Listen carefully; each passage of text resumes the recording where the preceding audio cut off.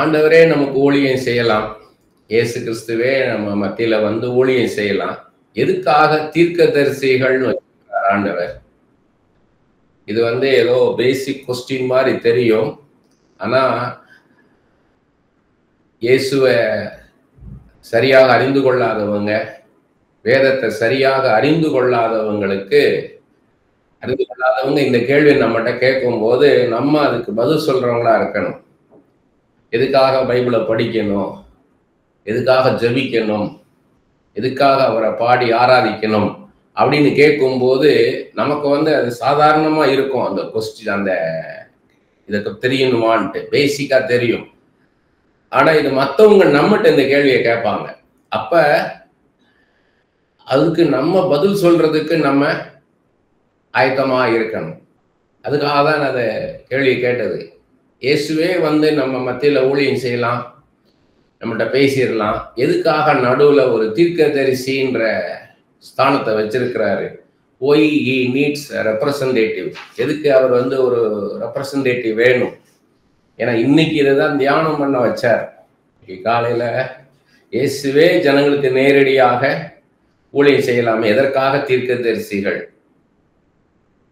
Y some person has to represent him. இப்ப நம்ம சொல்லலாம், புதிய ஏற்பாட்டு காலத்துல 5-fold ministries இருக்குது, 5 வகை ஊழியங்கள் இருக்குது. அப்போஸ்தல ஊழியம், தீர்க்கதரிசன ஊழியம், சுவிசேஷ ஊழியம், போதக ஊழியம், மேய்ப்பர் ஊழியம். எபேசியர் 4:12-13 வசனங்கள்ல பார்க்கிறோம். 2 வகை ஊழியம். ஒண்ணு இயேசு அறியாதவங்களுக்கு இயேசு பத்தி சொல்லி ரட்சிப்புல நடக்கிறது. 2வது அப்படி விசுவாசத்துக்குள்ள வந்தவங்களை இன்னும் ஆழமாக சத்தியத்துக்குள்ள நடத்துறதுக்கு 2 வகை ஊழியம் இருக்குது. இப்போது பரிசுத்த ஆவியானவரின் காலம்.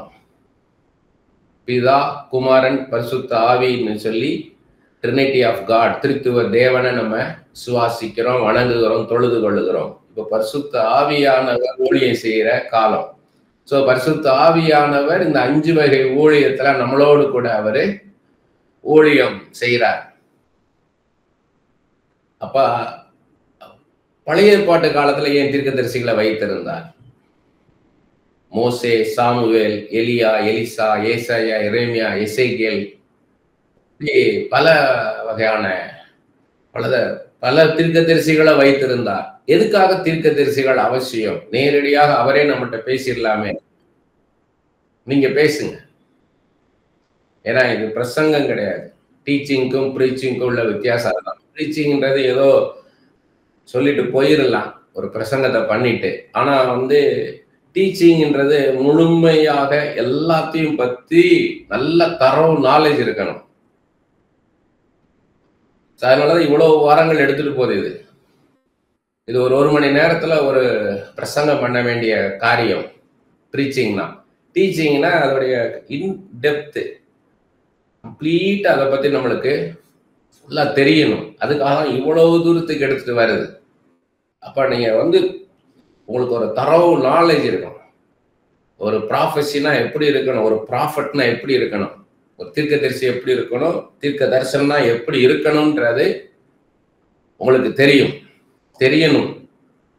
ஏன்னா நமக்கு ஒரு தீர்க்க தரிசனம் சொல்லும் போதும் அதை பகுத்து பார்க்க தெரியணும், நம்மளுக்கு அதை டிசைன் பண்ண தெரியணும்.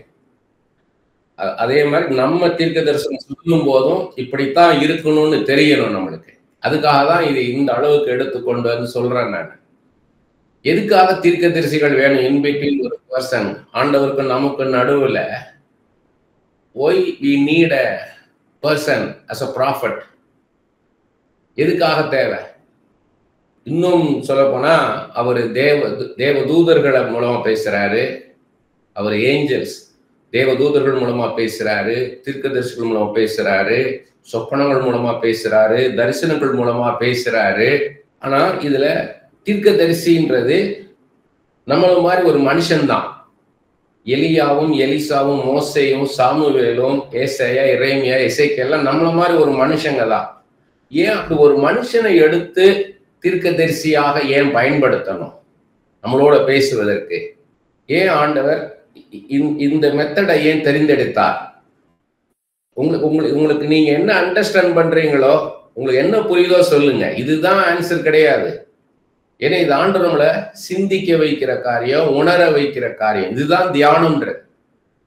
இரவும் பகலும் வேதத்தை தியானிக்கிற மனுஷன் பாக்கியவான், அவன் செய்வதெல்லாம் வாய்க்கும்ன்றோம். இதுதான் தியானம்ன்றது. அதை குறித்து நம்ம யோசிக்கணும், ஆழமாக யோசிக்கணும். அதுக்குதான் பைபிள் ஸ்டடியே. இது முழு நோக்கமே நம்மளை தியானிக்க வைக்கிறதுக்காக தான். Why we need a prophet? சொல்லுங்க, நீங்க பேசுங்க. உங்களுடைய இக்னரன்ஸ் வெளியே வரும்னு நினைக்காதீங்க. இதெல்லாம் தெரியலையே, இது கூட தெரியலன்னு மற்றவங்க என்ன நினைப்பாங்க நினைக்க கூடாது. பவுலா இருந்தா என்ன பண்ணுவாரு? இதே இடத்துல பவுல் இருந்தாருன்னா, என்னைய பைத்தியக்காரன் நினைச்சாலும் பரவாயில்ல, நான் இயேசுக்காக பைத்தியக்காரன் சொல்லி பேசுவார். இங்க பெரிய பிசினஸ் பீப்புள் பாத்தீங்கன்னா, டாப் லெவல்ல பிசினஸ் பீப்புள் ஒருத்தர் மீட் பண்ணும்போது அவங்க 2 பேரும் காம்படிட்டரா இருப்பாங்க. ஆனா இவங்க என்ன பண்ணுவாங்கன்னா, இவங்களுக்கு தெரியாத ஃபீல்டா இருக்கும் அது. இவர் ஒரு ஃபீல்டுல பெரிய பிசினஸ் மேனா இருப்பாரு, அவர் இன்னொரு ஃபீல்ட்ல ஒரு பெரிய பிசினஸ் மேனா இருப்பாரு, சக்சஸ்ஃபுல் பீப்புளா இருப்பாங்க. இவர் அவர்கிட்ட எப்படி கேட்பாருன்னா, what is the secret of your success in your business? உங்களுடைய வெற்றியின் ரகசியம் என்ன? உங்களுடைய வியாபாரத்துல இந்த வெற்றியின் ரகசியம் என்ன அப்படின்னு கேட்க மாட்டாங்க. அது எப்படி கேட்பாங்கன்னா, நான் இன்னசென்ட்டா கேட்கிறேன் அப்படின்னு கேட்பாங்க. ஒரு குழந்தைய போல, ஒன்றும் தெரியாதவனை போல இருந்து நான் கேட்கிறேன், எப்படி என்ன பண்றீங்க நீங்கன்னு கேட்பாங்க. அது மாதிரிதான் இது. இப்ப எலியாவும் மோசையும் மீட் பண்றாங்கன்னு வைங்க, இல்ல மோசையும் சாமுவேலும் மீட் பண்றாங்க, ஏசாயாவும் மோசையும் மீட் பண்றாங்க. அப்ப இவர் ஏசாயா கேட்கிறார், தனியா 2 பேர் இருக்காங்க, ஏசாயாவும் மோசையும். எதுக்கு ஆண்டவர் நம்மள ஒரு தீர்க்கதரிசினியா வச்சிருக்கிறாரு? அவரே எல்லார்ட்டையும் பேசிடலாமே, ஏன்னா நம்மளோட பேசுறாரு, அதை அவரே ஜனங்கள்கிட்ட பேசிடலாமே. எதுக்காக நம்மளை வச்சிருக்கிறாருன்னா, அவங்க என்ன பேசிக்குவாங்க? நம்மள மாதிரி ஒரு மனுஷன் தான் தீர்க்கதரிசியா எடுத்து பயன்படுத்துறார். எதுக்காக? உங்களுடைய மனது டெலிவர் ஆகணும். இப்படிப்பட்ட காரியங்கள், ஆழமான காரியங்களை குறித்து நீங்க சிந்திச்சு பேசும்போது உங்க ஆவியில ஒரு பெரிய வெளிச்சம் உண்டாகும். அது உங்களுக்கு விடுதலையை தரும்.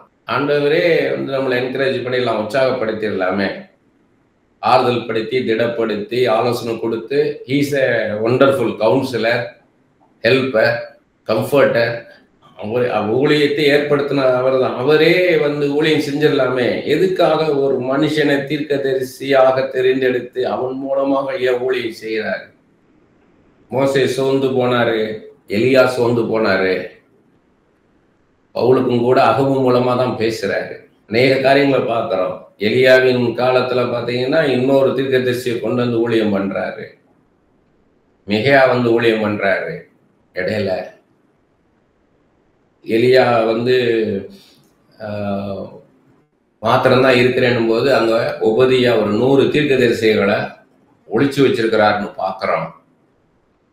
அதான் கரெக்ட் தான். ஒருத்தருக்கு ஒருத்தர் புத்தி சொல்லி, எபேசியர் 5ஆம் அதிகாரத்திலையும் 6ஆம் அதிகாரத்திலையும் கொலோசியர் 3ஆம் அதிகாரத்திலையும் பார்க்கிறோம். ஏற்கனவே நம்ம அதை பார்த்தோம். சபையாக கூடி வரும்போது பாடல்கள் மூலமாக, கீர்த்தனைகள் மூலமாக ஒருத்தருக்கு ஒருத்தர் புத்தி சொல்லி, தீர்க்க தரிசனம் சொல்லி, ஒருத்தருக்கு ஒருத்தர் பக்தி விருத்தி உண்டாகணும்னு சொல்லி பார்க்கிறோம். அப்ப இங்க நான் என்ன கேட்கிறேன்னா, ஸ்பெஷலா ஒரு ரெப்ரசன்டேட்டிவ் வைக்கிறார், ஒரு ப்ராஃபட்னு ஒரு ரெப்ரசன்டேட்டிவ் வைக்கிறார். இஸ் எ ரெப்ரசன்டேட்டிவ் ஆஃப் ஹெவன்னு பார்த்தோம். பரலோகத்துக்கு ஒரு அம்பாசிடர். இப்ப எப்படி அமெரிக்காவுக்கு இந்தியால இருந்து பேசணும்னா நம்ம அம்பாசிடர் இருப்பார். அந்த அம்பாசிடர் மூலமா தான் நம்ம நாட்டுடைய நிலைமையை அமெரிக்கா தேசத்துக்கு வெளிப்படுத்துவாங்க. சிங்கிள் குக், பிரசிடென்டா, பிரைம் மினிஸ்டரா, இல்ல பார்லிமெண்ட்ல முடிவெடுத்ததா, இதெல்லாம் நம்ம சுப்ரீம் கோர்ட், இந்தியாவுடைய சுப்ரீம் கோர்ட்ல எடுத்த ஒரு டெசிஷனா அப்படின்லாம் கிடையாது. இது எதுவா இருந்தாலும் கலெக்டிவா கடைசியா போய் அவங்ககிட்ட பேசுறதுக்கு ஒரு ஸ்போக்ஸ் பர்சன், இந்தியாவுக்குன்னு ஒரு அம்பாசிடர் இருப்பார். அவர் தான் அமெரிக்காட்ட பேசுவார், அமெரிக்கால போய் சொல்லுவார், இந்தியாவுடைய நிலைமை இதுதான், இந்தியா இதைத்தான் உங்கள்கிட்ட சொல்லுது அப்படின்னு சொல்லுவார். அப்படி போல ஆண்டவர் தனக்குன்னு ஒரு ரெப்ரசன்டேட்டிவ் வைக்கிறார். அவர் மூலமா தான் பேசுறார். இது ஏன் இந்த பிரமாணத்தை கொண்டு வந்தார்? ஏன்னா ஜனங்கள்லாம் பார்க்கிறோம், சாமுவேல்கிட்ட போய் கர்த்தர்கிட்ட வந்து நீ ஜெபம் பண்ணி எங்களுக்கு இந்த காரியத்தை குறித்து தேவ சித்தத்தை சொல்லுன்னு கேட்குறாங்க, சொல்லும்னு கேட்குறாங்க. அதே மாதிரி எரேமியாட்ட ஜனங்கள் போய் எங்களுக்காக கர்த்தர்கிட்ட நீ ஜெபம் பண்ணி தேவ சித்தத்தை சொல்லுன்னு கேட்குறாங்க. ஏன் இதை இவ்வளவு சிந்திக்க வைக்கிறார் அப்படின்னு கேட்டீங்கன்னா, ஒரு ப்ராஃபட்ன்ற ஒரு தீர்க்கதரிசின்றவர் எவ்வளவு ஒரு முக்கியமான ஒரு பொசிஷன், இம்பார்ட்டன்ட் பொசிஷன்றதுக்காக தான். இன்னைக்கு நிறைய பேர் என்ன பண்ணிட்டாங்கன்னா, ஒரு ரொம்ப சிம்பிளா எடுத்துக்கிட்டாங்க ப்ராஃபஸியை, ரொம்ப சாதாரணமா எடுத்துக்கிட்டாங்க. டே டு டே லைஃபை தான் பார்க்குறாங்க, டே டு டே லைஃபை பார்க்குறாங்க. அவங்க ப்ரெசன்ட் சிச்சுவேஷனுக்கு அவங்களுக்கு என்ன நீடு இருக்கோ அதை குறித்து ஒரு வார்த்தை தானே அப்படின்னு சொல்லி ஏதோ தங்களுக்கு தோணுனதை சொல்றாங்க. அது அவங்களுடைய முழு வாழ்க்கைக்குமான, இந்த வாழ்க்கைக்கு அப்புறம் அவங்க பரலோகத்துக்கும் போகிறதுக்கான நித்திய ஜீவனை பெற்றுக்கொள்ளத்தக்கதான ஒரு தீர்க்கதரிசன வார்த்தையாக இருக்கணும்ன்றதுக்கு தான் அது சீரியஸ்னஸை நம்மளுக்கு உணர வைக்கிறார். இப்போ நாளைக்கு நீங்க தீர்க்கதரிசனம் சொல்லும் போது சாதாரணமா சொல்லிட மாட்டீங்க. இப்போ கஷ்டப்பட்டு ஊழியம் பண்ணிட்டு இருக்கிறாங்க, ஒரு இடத்துல கஷ்டப்பட்டு ஊழியம் பண்ணிட்டு இருக்கிறாங்க. நம்ம ஹியூமன் பீயிங் நம்ம பார்க்கும்போது, ஒரு சாதாரண மனுஷன் பார்க்கும்போது நம்மளுக்கு ஹியூமனிட்டி தான் முதல்ல ஆப்ரேட் ஆகும், நம்மளுடைய மனித அன்பு, மனிதாபிமானம். அப்ப என்ன ஆகும்னா நமக்கு அவங்க மேல சிம்பத்தி வரும், இரக்கம் வரும். உடனே என்ன பண்ணுவோம்னா நமக்கு அந்த அதுதான் நம்மளை அர்ச்சி பண்ணிக்கிட்டே இருக்கும், நம்மளை ஏவிக்கிட்டே இருக்கும். அந்த எண்ணம், அந்த உணர்ச்சி வந்து, அந்த இறக்கம் வந்து நமக்கு வந்துகிட்டே இருக்கு. அப்ப என்ன பண்ணுவோம்னா நம்ம ஆண்டவரே இதுல இருந்து ஒரு விடுதலை கொடுங்க இவங்களா, உடனே எனக்கு விடுதலை கொடுக்கணும், ஆண்டவர் விடுதலை கொடுக்கணும் இவங்கள அப்படின்னு தோணிக்கிட்டே இருக்கும். அப்ப அதையே என்ன பண்ணிடுவோம்னா நம்ம தீர்க்க தரிசனமா சொல்லிடுவோம், சீக்கிரத்திலே ஆண்டவர் உங்களை உயர்த்த போகிறார். சொன்ன உடனே நமக்கு ஒரு சந்தோஷம் வந்துடும், ஏன்னா நமக்கு அதுல இருந்து ஒரு விடுதலை வேணும்னு. ஆனா இப்ப யோசேப்பை பாக்குறீங்கன்னு வைங்க, யோசேப்பை போத்திபார் வீட்டுல போய் பாக்குறீங்க, நீங்க போய் பார்க்கும்போது என்ன இருக்கும், அவருடைய கடந்த காலமெல்லாம் உங்களுக்கு நல்லா தெரியும். அவர் எவ்வளவு தூரத்துக்கு உண்மையா இருந்தாரு, அவங்க சகோதரர்களோட, அவங்க சகோதரர்கள் எவ்வளவு பொறாமப்பட்டாங்க, அதெல்லாம் உங்களுக்கு தெரியுது வைங்க. போத்திபார் வீட்டுல அவர் அடிமையா இருக்கிறத பாக்குறீங்க. அப்போ உங்களுக்கு என்ன தோணும், ப்ராஃபஸி சொல்றதுக்கு என்ன வரும்னா, உன்னை சீக்கிரத்திலே கர்த்தர் உயர்த்த போகிறார்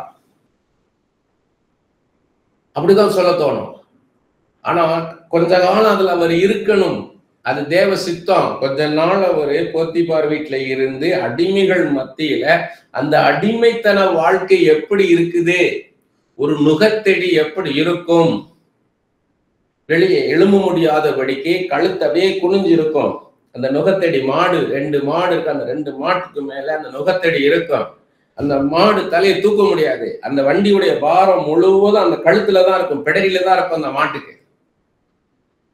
அப்படி போல யோசேப்பு இருக்கிறாரு. அப்ப நமக்கு என்ன ஆகணும், உடனே ஒரு விடுதலை வேணும் தான் தோணும். ஆனா தேவ திட்டம் வேற.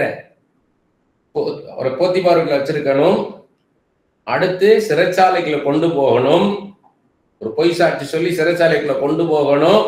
அதுக்கு அடுத்து சிறைச்சாலையில இருந்து ஒரு சொப்பனத்துக்கு விளக்கம் சொல்றதன் மூலமாக பானபாத்திரக்காரனுக்கு யோசேப்பை வெளிப்படுத்தணும். அதுக்கப்புறம் அந்த பானபாத்திரக்காரன் மூலமா பார்வோனுக்கு அறிமுகப்படுத்தப்படணும். இந்த யோசேப்பு அங்க பிரதான மந்திரியாக வரணும். இதுதான் தேவ திட்டம். இதை எல்லா மனுஷனாலும் புரிந்து கொள்ள முடியாது. கர்த்தரோடு கூட ஐக்கியமா இருக்கிறதுக்கு ஆண்டவர் தேடுறார். திறப்பின் வாசலை நிற்கத்தக்கதாக, சுவரை அடைக்கத்தக்கதாக ஒருவனை தேடினேன், ஒருவனையும் காணேன்ற. யோசேப்புக்காக நீங்க உண்மையா நேசித்தீங்கன்னா யோசேப்புக்காக ஜெபம் பண்ணுவீங்க. ஆண்டவற்றிலிருந்து வெளிப்பாட்டை வாங்கி யோசேப்புக்கு போய் ஊழியம் செய்யணும். அன்னாள் பாக்குறீங்க, எல்லாரும் அங்க வந்து கொண்டாடிக்கிட்டு இருக்கிறாங்க, விருந்து நடந்துகிட்டு இருக்குது. ஆனா அன்னாள் மாத்திரம் தேவ சன்னிதானத்துல அழுதுகிட்டு இருக்கிறாங்க. ஏலி ஒரு ஓரமா உட்கார்ந்து இருக்கிறார். நீங்க வருஷம் வருஷம் இந்த அன்னாளை பாக்குறீங்க, அழுதுட்டு உட்கார்ந்து இருக்கிறத பாக்குறீங்க. அப்ப அந்த அன்னாளுக்காக நீங்க ஜெபிக்கணும். ஏன் இங்க அழுகுறாங்க, அண்ணாள்கிட்ட போய் கேட்குறீங்க, பழக்கமாகறாங்க, அண்ணாள் நல்லா உங்கள்கிட்ட பழக்கமாகறாங்க, அண்ணாள்கிட்ட போய் கேட்குறீங்க என்ன காரியம்னு. எனக்கு பல வருஷமா குழந்தை இல்லைன்றாங்க. நான் உங்களுக்காக ஜெபிக்கிறேன்னு சொல்லி நீங்களும் ஜெபிக்கிறீங்க. நான் தொடர்ந்து உங்களுக்காக ஜெபிக்கிறேன் அப்படின்னு உங்க வீட்லயும் வந்து ஜெபிக்கிறீங்க. அப்ப உங்களுக்கு ஆண்டவரே ஏன் அவங்களுக்கு குழந்தையெல்லாம் வச்சிருக்கிறீங்க ஆண்டவரே? வெளிநாளுக்கு இத்தனை குழந்தைகளை கொடுத்துருக்கிறீங்க. வெளிநாள் வந்து அண்ணாளை இவ்வளவு கஷ்டப்படுத்துறாங்க, எவ்வளவு நல்லா ஜெபிக்கிறாங்க, எவ்வளவு அழுகிறாங்க, இவ்வளவு கண்ணீர் வடிக்கிறாங்க. நீ ஜெபத்தை கேட்கிறவர் நீர், கண்ணீரை காண்கிற தேவன் நீர், விண்ணப்பத்தை கேட்கிறவர் நீர், நீர் அதுக்கெல்லாம் பதில் கொடுக்கிறவர், கண்ணீருக்கு பதில் கொடுக்கிறவர். இஸ்ரவேல் ஜனங்களுடைய பெருமூச்சுக்கு பதில் கொடுத்தீங்களே, ஆகாரின் கண்ணீருக்கு பதில் கொடுத்தீங்களே, அந்த அண்ணாளின் கண்ணீருக்கு பதில் கொடுங்கப்பா, ஒரு குழந்தைய தாங்கப்பான்னு கேட்குறீங்க. அப்ப அண்ணாளை பார்க்கும்போதெல்லாம் சொல்றீங்க, நீங்க ஃப்ரெண்ட் ஆயிடுறாங்க, அண்ணாள் உங்களுக்கு ஃப்ரெண்ட் ஆயிடுறாங்க. நீங்க அண்ணாளை போய் உங்களுக்காக நான் ஜெபிக்கிறேங்க, தினமும் ஜெபிக்கிறேன், உங்களுக்காக நானும் உபவாசம் இருந்து ஜெபிக்கிறேன், தினமும் ஜெபிக்கிறேன்றீங்க. நல்லது. இப்ப ஆண்டவர் பேச மாட்டாரான்னு இருக்கும். ஆண்டவர் பேச மாட்டாரா? அண்ணாளுக்கு அதான் தவிப்பு. கிதியோன் இருக்கிறார், கிதியோனை பாக்குறீங்க, எல்லாரும் விதைக்கிறாங்க, நல்லா உழுகுறாங்க, விதைக்கிறாங்க. அறுக்க வேண்டிய நேரத்துல மீதியானவர் வந்து எல்லாத்தையும் அழிச்சு போட்டு போயிடுறான். வருஷம் நடக்குது. நீங்க கிதியோனை பாக்குறீங்க. இப்ப கிதியோனுக்கு சொல்றீங்க, நான் உங்களுக்காக நான் ஜெபம் பண்றேன்னு. ஏன் தான் அப்படி பண்றாரோ, ஆண்டவர் இருக்கிறாரா இல்லையானே தெரியலன்னு. யோபுவை சந்திக்கிறீங்க. யோபு உள்ளங்கால இருந்து உச்சந்தலை வர பருக்களால இருக்குது, வெறும் பருவா இருக்குது. விஷுவலா யோசித்து பாருங்க, வெறும் தோல் மட்டும்தான் இருக்குது, சதையெல்லாம் இல்லை. ஒரு எலும்பு கூடு மேல தோலை போத்துற மாதிரி உட்காந்து சாம்பலை தூக்கி போட்டுட்டு ஓட வச்சு சொரணிட்டு உட்கார்ந்து இருக்கிறாரு. சுத்தி வர 4 பேர் உட்கார்ந்து இருக்கிறான், 4 பேரும் பேசிக்கிட்டு இருக்கிறான். நீங்க 5ஆவதா நீங்க போய் உட்காடுறீங்க. உங்களுக்காக நான் ஜெபிக்கிறேன்னு சொல்லி ஜெபம் பண்றீங்க, மன்றாடி ஜெபிக்கிறீங்க. 1 நாள் ஜெபிக்கிறீங்க, 2 நாள் ஜெபிக்கிறீங்க, 3 நாள் ஜெபிக்கிறீங்க, 3 மாசம் ஜெபிக்கிறீங்க. எப்படி இருக்கும்? ஆண்டவர் பேச மாட்டாரா? கிதியோனுக்கு ஏன் அப்படி நடக்குது? யோபுக்கு ஏன் அப்படி நடக்குது? ஆண்டவர் கடின இருதயம் உள்ளவரா? இல்லையே. கடின இருதய போட்டு சதையான இருதயத்தை தருகிறவர் அவர் இல்லையா? ஏன் இந்த மாதிரி ஒரு கஷ்டம்? சில விஷயங்களை வெளிப்படையா பேச முடியாது. பணம் இருக்கும், புகழ் இருக்கும், வசதி இருக்கும், எல்லாம் இருக்கும், ஆனா வருத்தமும் இருக்கும். ஒரு குறிப்பிட்ட காரியத்தினால அந்த வீட்டுல ஒரு வருத்தம் இருக்கும். எடுத்து போட முடியாது, மனுஷனால எடுத்து போட முடியாத, பணத்தினால தீர்க்க முடியாத ஒரு சஞ்சலம், ஒரு வருத்தம், ஒரு நுகத்தடிய போல அந்த குடும்பத்தை பாரப்படுத்திட்டு இருக்கும்.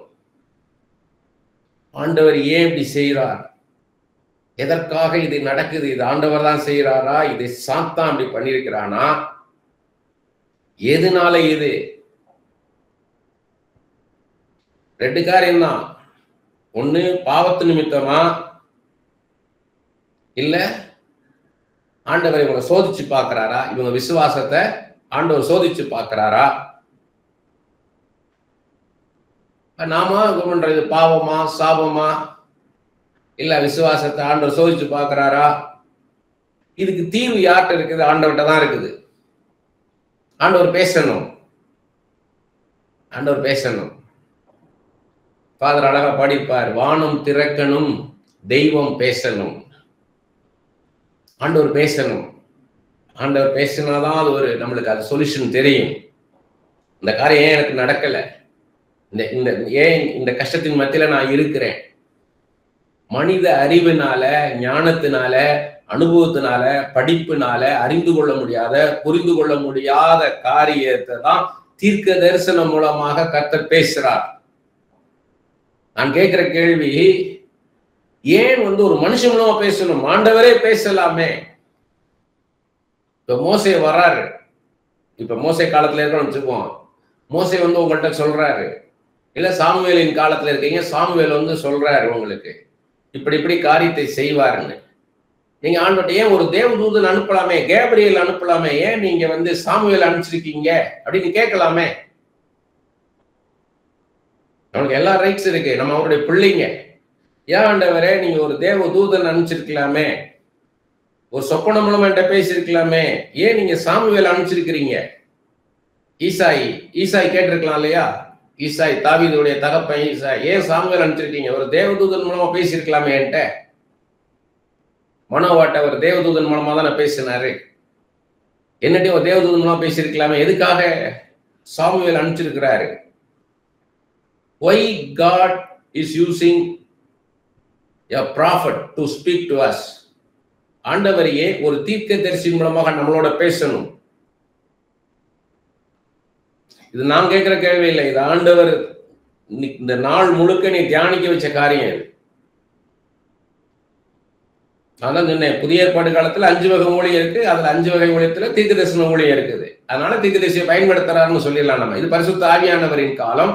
பரிசுத்த ஆவியானவர் இந்த 5 வகை ஊழியம் மூலமா நம்மளுக்கு ஊழியம் செய்யறாரு, 5-fold ministries. பழைய ஏற்பாட்டு காலத்துல ஏன் ஒரு தீர்க்க தரிசின்ற ஸ்தானத்தை வச்சிருக்கிறாரு? பைபிளே பாத்தீங்கன்னா ஒரு தீர்க்க தரிசன புஸ்தகம். இது தீர்க்க தரிசன புஸ்தகம். நீங்க வெளிப்படுத்தின விசேஷம் 1ஆம் அதிகாரம் 3வது வசனத்துல தீர்க்க தரிசன புஸ்தகம் இது. கடைசியில நியாய தீர்ப்புலையும் பாத்தீங்கன்னா புஸ்தகங்கள் திறக்கப்பட்டதுன்னு இருக்கும். அப்ப இந்த புஸ்தகம் தான் மெயினா திறக்கப்படும். இதுதான் மெயின் புஸ்தகம். நியாய தீர்ப்பு பண்ணும்போது ஜீவ புஸ்தகம் திறக்கப்படும், ஞாபக புஸ்தகம் திறக்கப்படும், அந்த வேதமும் அங்க திறக்கப்படும். பழைய ஏற்பாடு பூரா இயேசுவை பத்தின தீர்க்க தரிசனங்கள். ஆண்டவர் மனுஷனாக வரப்போறார், மனுஷனால பாவத்தையோ அவனுடைய சாபத்தையோ அவன் தரித்திரத்தையோ அவனுடைய வியாதியோ மேற்கொள்ள முடியாது. ஆண்டவர் மனிதனாக பிறந்து மனுஷனுடைய பாவத்தை எல்லாம் சிலுவையில சுமந்து தீர்க்க போறார், மனுஷனை விடுவிக்க போறார் அப்படின்றதான் பழைய ஏற்பாடு பூரா இயேசு பத்தின தீர்க்க தரிசன வார்த்தைகள்.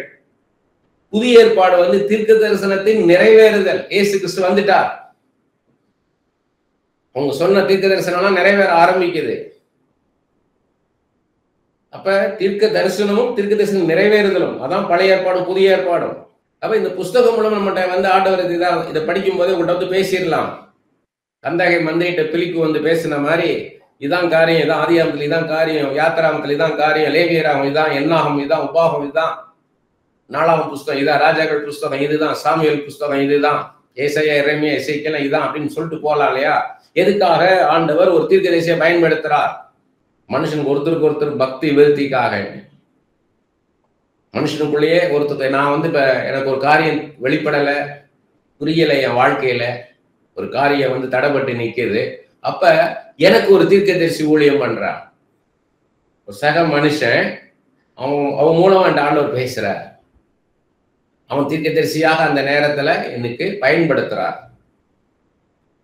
பட் பெர்மனண்டா நிரந்தரமாக ஒரு தீர்க்கதரிசியை ஏன் பயன்படுத்துறார்? Why God needs a representative? He can speak directly to us. பேசுங்க, நீங்க ஏதாவது பேசினாதான் உங்களுக்குள்ள அந்த மெடிடேட்டிங் பவர் ஆபரேட் ஆக ஆரம்பிக்கும். நீங்க எல்லாரும் நீங்க 4 பேர் பேசிட்டீங்க, 4 பேர் பேசினதுல இருந்து ஆண்டவர் என்கிட்ட பேசுறாரு. நீங்க நினைப்பீங்க நான் பதில் வச்சுக்கிட்டு நான் கேட்கிறேன்ட்டு. எனக்கு இல்லை, எனக்கு இதை இந்த நாள் முழுக்க நான் அதை எனக்கு யோசிக்க வச்சார்.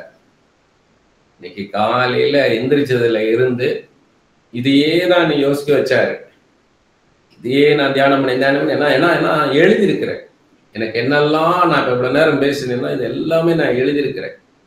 பழைய ஏற்பாட்டு காலம், புதிய ஏற்பாட்டு காலம், 5-fold ministry, இவ்வளவு நேரம் என்னெல்லாம் பேசுறேனோ இதெல்லாம் நான் எழுதியிருக்கிறேன். அவங்க இப்ப நீங்க சொன்னதுல இருந்து என்ன வெளிப்பாடுன்னு கேட்டீங்கன்னா, நீ 4 பேர் சொன்னதுல இருந்து என்ன கேள்வி கேட்டாலும், யாரு என்ன கேள்வி கேட்டாலும் சரி, உங்க வாழ்க்கையை குறித்தோ, வேதத்தை குறிச்சோ, பரலோகத்தை குறிச்சோ, நரகத்தை குறிச்சோ, தீர்க்க தரிசியை குறித்தோ, தீர்க்க தரிசனத்தை குறித்தோ, ஜெபத்தை குறிச்சோ, நீங்க பாடி துதிக்கிறத குறித்தோ, ஆண்டவரை குறித்தோ என்ன கேள்வி யார் கேட்டாலும் வேதத்துல எங்க இருக்குன்னு நீங்க யோசிக்கணும். வேதத்துல இல்லாத காரியமே கிடையாது. என்ன கொஸ்டின் இந்த உலகத்துல கேட்டாலும் அதுக்கான பதில் இதுல இருக்கு. ஏன் பில்லி கிரஹாம் சக்சஸ்ஃபுல்லா இருந்தாருன்னா, பில்லி கிரஹாம் ஒரு நாளும் ப்ராஃபஸி சொன்னது கிடையாது. அவருடைய ஆட்டோபயோகிராபி படிச்சீங்கன்னா ரொம்ப சந்தோஷமா இருக்கும். எல்லா அமெரிக்க ஜனாதிபதிகளையும் சந்திக்கிறார் அவரு. வின்சன் சர்ச்சில சந்திக்கிறாரு, மதர் தெரசாவை சந்திக்கிறாரு, இந்திரா காந்தியை பார்க்கிறாரு.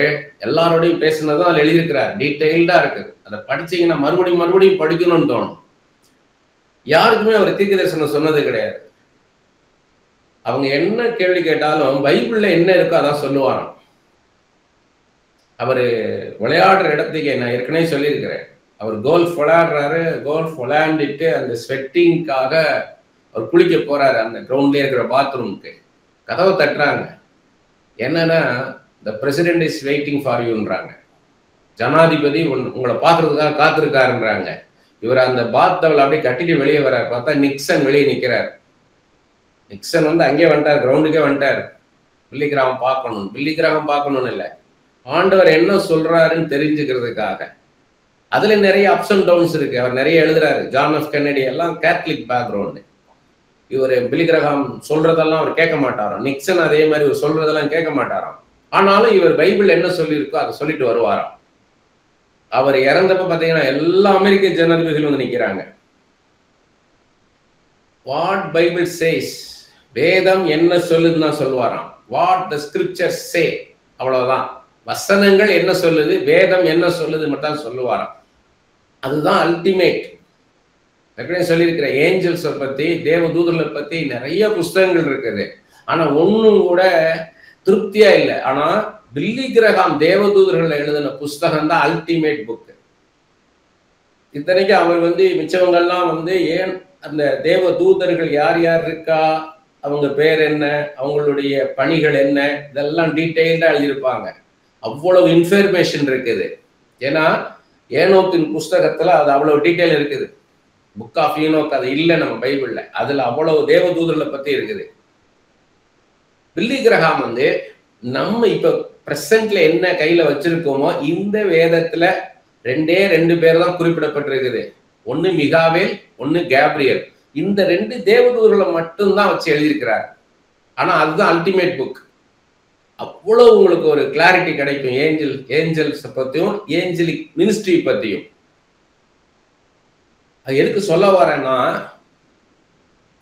பைபிள்ல என்ன சொல்லியிருக்கு நீங்க யோசித்தாங்கன்னா போதும். ரிலேஷன்ஷிப், ஆண்டவர் வந்து ஒரு ரிலேஷன்ஷிப் ஒருத்தரோட வச்சுக்கிறார். யாருன்னா அவன் தான் ப்ராஃபட்டா தேர்ந்தெடுக்கிறார்.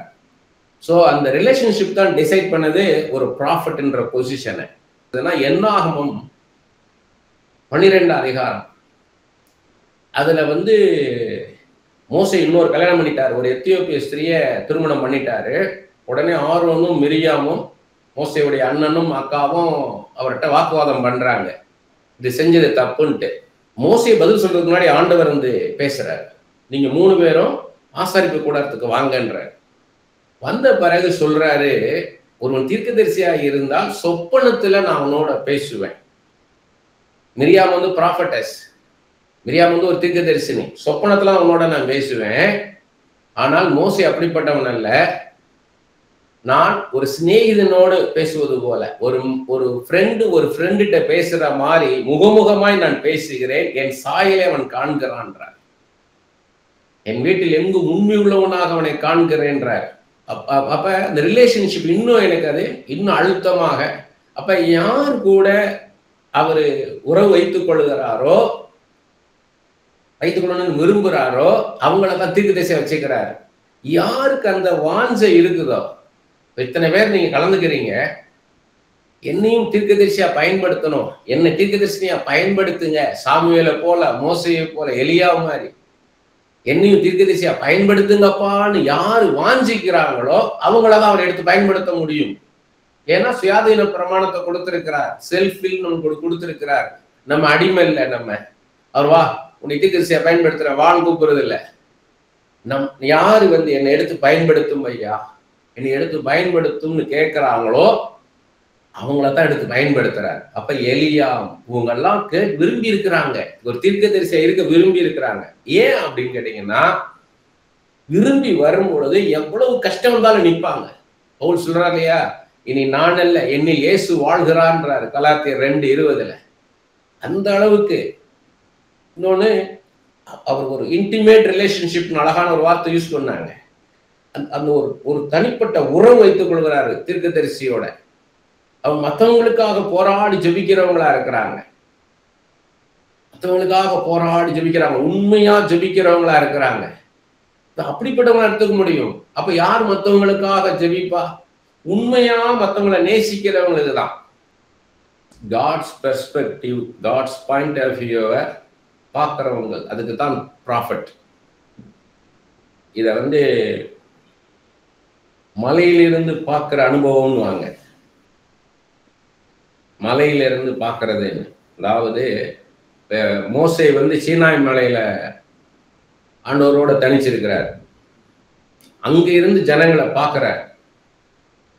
அந்த மாதிரி இதை நீங்க உள்ள இருந்து வேர்ம்ஸ் ஐ வியூ, பேட்ஸ் ஐ வியூன்னு வாங்க. ஒரு மண்புழு பார்த்த மாதிரி பார்க்கலாம், ஒரு பறவை பார்க்குற கோணத்திலே நீங்க பார்க்கலாம். ஒரு ப்ராஃபிட் பேட்ஸ் வியூல பார்க்கணும், மேல இருந்து இந்த காரியத்தை பார்க்கணும். நீங்க இப்ப நான் சென்னை சென்னைன்னு பேசிட்டே இருந்தேன்னு வைங்க, இப்ப ஊர்ல இருக்கிறவங்களுக்கு எல்லாம், வெளிநாட்டில் இருக்கிறவங்களுக்கு, நமக்கு நம்ம இப்ப இங்க இருக்கிறோமே, நம்ம நேரோ மைண்டா இருக்கக்கூடாது. காட்ஸ் பெர்ஸ்பெக்டிவ்ல, ஆண்டவர் பார்வையில இதை நம்ம பார்க்கணும். இதை இப்ப ஆண்டவர் பார்வையில பார்க்கும்போது அவருக்கு அமெரிக்கா ஒண்ணுதான், இந்தியா ஒண்ணுதான், ரஷ்யா ஒண்ணுதான், உக்ரைன் ஒண்ணுதான், இஸ்ரேல் ஒண்ணுதான் ஆண்டவருடைய பார்வையில. அப்ப அந்த பார்வையில பார்க்கும்போது அமெரிக்கர்கள் பாதிக்கப்படக்கூடாது, அதே நேரத்தில் இந்தியர்களும் பாதிக்கப்படக்கூடாது. அப்ப அதுக்கான தீர்வு என்னவோ அதை ஆண்டவர் செய்யணும். இதுதான் காட்ஸ் பெர்ஸ்பெக்டிவ்ன்றது. ஆண்டவருடைய பார்வையில் அப்படிதான் பார்ப்பார். இப்ப 2 பேர் ஒருத்தருக்கு ஒருத்தர் வழக்குன்னு போறோம், ஆண்டவர்கிட்ட போறோம், ஆண்டவர் தான் ஜட்ஜுன்னு வைங்க. 2 பேருக்கும் நீதி செய்யற மாதிரி அவர் செய்யணும், 2 பேருக்கும் நியாயம் கிடைக்கணும். ஒருத்தர் பாதிக்கப்பட்டு ஒருத்தர் நல்லதா இருக்க மாதிரி இருக்கக்கூடாது, 2 பேருக்குமே அது பெனிஃபிட் ஆகணும். இப்ப அப்படிதான் இந்த காரியத்தை ஆண்டவர் மூவ் பண்ணணும். நிறைய பேர் அப்படி ஜெபம் பண்ணுவாங்க. இவங்க வாடகை வீட்டில் இருப்பாங்க, அந்த ஹவுஸ் ஓனர் எங்களுக்கு வெக்கேட் பண்ணி கொடுங்க, நாங்க வரலான் இருக்கோம் இல்லை அப்படின்வாங்க. உடனே இவங்க ஆண்டவரே அந்த ஹவுஸ் ஓனர் இதயத்தை மாத்துங்க ஆண்டவரே, நாங்க இந்த இடத்துல இருக்கணும்ப்பா. அது யார் வீடு? யார் வீடு? அது அதோடைய உரிமையாளர் வேற. நம்ம போய் அங்க உட்காந்துக்கிட்டு எனக்கு உரிமையாக்கி தாங்கப்பா, இந்த இடத்த எனக்கு உரிமையாக்கி தாங்கப்பா. அதுக்குதான் அந்த சோல் டைன்வாங்க. அதுல எனக்கு உடன்பாடு கிடையாது. ஒரு பையன் ஒரு பொண்ணை விரும்புறா, இல்ல ஒரு பொண்ணு ஒரு பையன் விரும்புறா, எனக்கு இந்த பொண்ணு தான் எனக்கு மனைவியா வரணும்னா அது அப்படியே ஆயிரும்னுவாங்க. நான் அந்த மாதிரி பிரசங்கம் பண்ண இடத்துல நான் தான் கேட்டேன். அவர் விலையுள்ள கார் வச்சிருந்தார் அந்த பிரசங்கிக்கிறவர். அவர்கிட்ட போய் சொன்னேன், உங்க கார் மேல கை வச்சு ஜெபம் பண்ண போறேன்னு, இந்த கார் எனக்கு சொந்தமாக தாங்கப்பான்னு கேட்டா சரியான்னு கேட்டேன். அப்படிலாம் அப்ப ஆண்டவரே கிடையாது. நீ ஒரு வீட்டை பாக்குறீங்க, ஒரு பெரிய ஒரு வீட்டை பார்த்துட்டு ஆண்டவரே இந்த வீட்டை எனக்கு தரப்பதா ஸ்தோத்திரம் சொன்னா அது கிடைச்சிரும்னா அப்ப போறது வர்றதெல்லாம் சொந்தமாயிருமா? அப்ப ஆண்டவர் இதுல பார்ட்டு கிடையாதா? சோ ஆண்டவருடைய பங்கு என்னன்னு யோசிக்கணும். அதுதான் தீர்க்கதரிசியுடைய இதய துடிப்பாக இருக்கணும். இதுல ஆண்டவர் என்ன செய்வார்? அப்ப ஆண்டவர்கிட்ட கேட்கணும், ஆண்டவரே இந்த காரியம் என்ன? ஆனா அமெரிக்க ஜனாதிபதியை நான் பார்க்கல, அதுக்கு பின்னால் ஆண்டவரை பார்க்கிறேன். ராஜாதி ராஜா, கர்த்தாதி கர்த்தன், தேவாதி தேவன் உட்கார்ந்து இருக்கிறார். அவர்கிட்ட இருக்கு வல்லமை, அவர்கிட்ட இருக்கு பவர். அவர் என்ன செய்வார்ன்றதான் நம்ம யோசிக்கிறேன் நான். அவர் இதுல என்ன செய்வார், ஆண்டவர் இதுல என்ன செய்வார், அப்படியே தான் நீங்க யோசிக்கணும். ஆண்டவரே இந்த காரியத்துல நீங்க என்ன செய்ய போறீங்க, ஆண்டவரே இந்த காரியத்துல என்ன செய்ய போறீங்க. இன்னைக்கு வர காரியம் கிடையாது, இந்த காரியம் நமக்கு இன்னைக்கு தெரியும். அதனால இது ஆண்டவருடைய காரியம், இது மனுஷன் கையில கிடையாது, இது ஆண்டவருடைய காரியம். அதுக்காக நீங்க பாரப்பட்டு ஜெபம் பண்ணுங்க. முதலாவது நம்ம ஜெபிக்கணும். நீங்க ஜெபிக்கிறவங்களை தான், மற்றவங்களுக்காக ஜெபிக்கிறவங்களை தான் ஆண்டு தீர்க்கதரிசியா பயன்படுத்த முடியும். அதே மாதிரி நமக்கு அந்த வாஞ்ச வேணும். தீர்க்க தரிசனம் வரத்தின் மீது தீர்க்கதரிசியாக நான் இருக்கணும் ஆண்டவரே, நான் தீர்க்கதரிசி என்னை பயன்படுத்த ஆண்டவரேன்னு சொல்லி அந்த வாஞ்ச வேணும். மற்றவங்களுக்காக ஜெபிக்கிற ஜபம்ன்றது சாதாரண கிடையாது. அவங்களுக்கு வெளிப்பாடு கிடைக்கும் வரை ஜெபிக்கணும். அவங்களுக்கு அவங்கள குறித்து சரியான வெளிப்பாடு, ஆண்டவர் என்ன சித்த வச்சிருக்கிறாரு அதை தெரிந்து கொண்டு அந்த வெளிப்பாடை பெறும் வரை போராடி ஜெபிக்கணும். அதுதான் சொல்றாரு, எலியா நம்மை போல பாடுள்ள மனுஷன் கருத்தாய் ஜெபித்தான்றார். அப்படி கருத்தா ஜெபிச்சாதான் 1 நாள் 2 நாள் 3 நாள் 4 நாள் 4 மாசம் கூட ஆகும். போராடி ஜெபிக்கணும். கிட்டத்தட்ட 23 வருஷத்துக்காக சில பேருக்காக ஜெபிச்சுட்டு இருக்கிறான். அவன் ஆன்சர் கிடைக்கல, ஆனாலும் அவனுக்காக ஜெபிக்கிறான். ஆண்டவரே, ஒண்ணு அவங்களை விடுதலை தாங்கப்பா, அவங்க விடுதலை தாங்கப்பான்னு. அதோடு கூட அதை குறித்த வெளிப்பாட்டை, ஏன் இப்படி ஒரு சம்பவிக்குது அவங்களுக்கு, அதை குறித்த வெளிப்பாட்டை கொடுங்கப்பான்னு ஜெபிக்கிறான். தேவ சித்தத்தை வெளிப்படுத்துவதற்கு தீர்க்கதரிசிகள் அவசியம். கர்த்தர் என்ன நினைக்கிறார், இந்த காரியத்தை குறித்து கர்த்தர் என்ன நினைக்கிறார், ஏன் இந்த நெருக்கடியான சூழ்நிலை, ஏன் கர்த்தர் இதை அனுமதித்தார், இதனுடைய பின் விளைவுகள் எப்படி இருக்கும், இது பின்னாடி என்ன நடக்கும். உங்களுடைய கண்கள் எப்போது எதிர்காலத்தை பார்க்கணும். அதான் தீர்க்கதரிசியின் கண்கள். தீர்க்கதரிசியின் கண்கள்ன்றது எதிர்காலத்தை பார்க்கணும். நீங்க இன்னைக்கு பிரசன்ட் இல்லை, ஃபியூச்சரை பார்க்கணும். இன்னைக்கு அவன் திருடனா எத்தனாக இருக்கலாம், யாக்கோபாக இருக்கலாம், ஆனால் அவன் எதிர்காலத்தில் அவனை இஸ்ரவேலாக்க போறார் ஆண்டவர். உங்க கண்கள் அதை பார்க்கணும். இன்னைக்கு அவங்க எப்படி இருக்காங்க இல்ல, ஃபியூச்சர்ல அவங்க எப்படி இருக்க போறாங்கன்றத பார்க்கணும். நீங்க அதை காமிப்பார், உங்களுக்கு காமிப்பார். நான் பல கூட்டங்கள்ல போய் உட்கார்ந்துருக்கும் போது அவங்க தீர்க்க தரிசனமாக அந்த மேடையில இருந்து அவங்க மக்களுக்கு சொல்லும் போது அதை உற்று கவனிப்பேன். நான் அவங்க எப்படி ஆண்டவர்கிட்ட இருந்து அந்த வெளிப்பாட்டை வாங்கியிருக்கிறாங்க, ஆண்டவர் எப்படி அந்த வெளிப்பாட்டை பேசியிருக்கார், எந்த காரியத்தை பேசுறார், அதை எப்படி பேசுறார், வேதத்துல இருந்து அது எப்படி இணைக்கிறாரு, அந்த வேதத்துல இருந்த அந்த வெளிச்சம் அவங்களுக்கு எப்படி கிடைக்குது, அந்த வேதத்துல உள்ள காரியத்தையும் அந்த மனிதனுடைய காரியத்தையும் எப்படி இணைச்சு பேசுறாருன்னு ஆண்டவரை குறித்து யோசிப்பேன். ஏன்னா ஆண்டவர் உங்கள்கிட்ட பேசுறார். ஃபர்ஸ்ட் அதை பார்ப்பேன், ஆண்டவர் எப்படியெல்லாம் ஒரு காரியத்தை பார்க்கறாருன்னு. 2வது ஆண்டவருக்கும் அந்த மனுஷனுக்குள்ள உறவை பார்ப்பேன். 3வது அந்த மனுஷன் எப்படி அதை அண்டர்ஸ்டாண்ட் பண்ணியிருக்கிறார், எப்படி ஆண்டவர்கிட்ட இருந்து அதை வாங்கி ரிசீவ் பண்ணியிருக்கிறார்.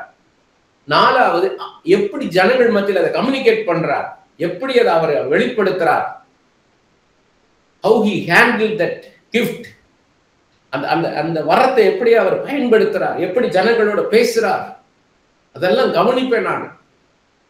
இது வொக்காபுலரி கிடையாது, என்ன லாங்குவேஜ்ல பேசுறாருல, எப்படி ஆண்டவர் அவர் எப்படி ட்ரெயின் பண்ணியிருக்கிறார், எப்படி எக்யூப் பண்ணியிருக்கிறார், எப்படி அவர் உருவாக்கி இருக்கிறார், அதை பார்ப்பேன் நான். என்னோட வயசுல கம்மியா இருப்பாங்க, நிறைய இம்யூச்சூடு உங்களையும் பார்த்துருக்கிறேன் நான், முதிர்ச்சி இல்லாதவங்களையும். ஏதோ பேசுவாங்க, ஏதோ ஆண்டவர் சொல்றாருன்னு பேசுவாங்க, டெப்தா போக மாட்டாங்க. டெப்த் ஏன் வரல, ஆளை ஏன் வரலன்னா ஆண்டவருடைய பார்வையில் அதை பார்க்கறது இல்லை, இவங்களாக அந்த காரியத்தை பார்ப்பாங்க. அப்ப அவங்களுக்கு மெச்சூரிட்டி வராது. ஆண்டவருடைய பார்வையில் அதை பார்க்கணும். ஒரு மனுஷனை பார்க்கும்போது ஆண்டவருடைய பார்வையில பார்க்கணும் நீங்க. அதுதான் தீர்க்கதரிசியின் கண்கள்.